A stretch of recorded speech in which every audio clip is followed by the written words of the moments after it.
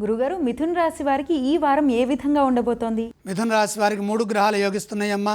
దశమంలో చంద్రుడు, లాభంలో కుజుడు, దశమంలో రాహువు. ఏకాగ్రతతో పనులు మొదలు పెట్టండి. ధైర్యంగా నిర్ణయాలు తీసుకుని వాటిని అమలు చేయడం ద్వారా విజయం త్వరగా లభిస్తుంది. ఎందుకంటే దశమంలో చంద్రరాహులు ఉన్నారు.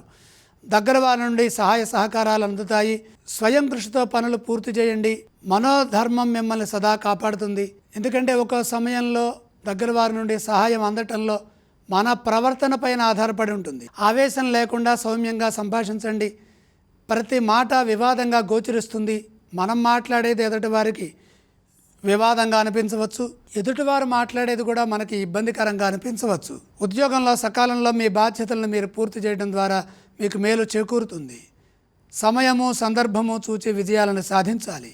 తెలివిగా వ్యవహరించాలి. అధిక శాతం మౌనంగా ఉండటం మంచిది.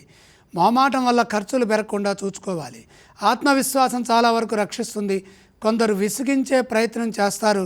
ఓర్పుగా వ్యవహరించండి. వ్యాపారంలో ఇబ్బందులు ఎదురు కాకుండా జాగ్రత్త వహించండి. ఎందుకంటే ఇబ్బందులు గోచరిస్తున్నాయి. కాబట్టి బుద్ధి బలంతో వ్యాపారం చేయండి. సౌమ్యంగా ఉండండి. నష్టాలు రాకుండా జాగ్రత్తలు తీసుకోండి. వారం చివరి భాగంలో విజయం లభిస్తుంది. గురుగారు, మిథున రాశి వారు ఏ స్తోత్రాన్ని పఠించాలి?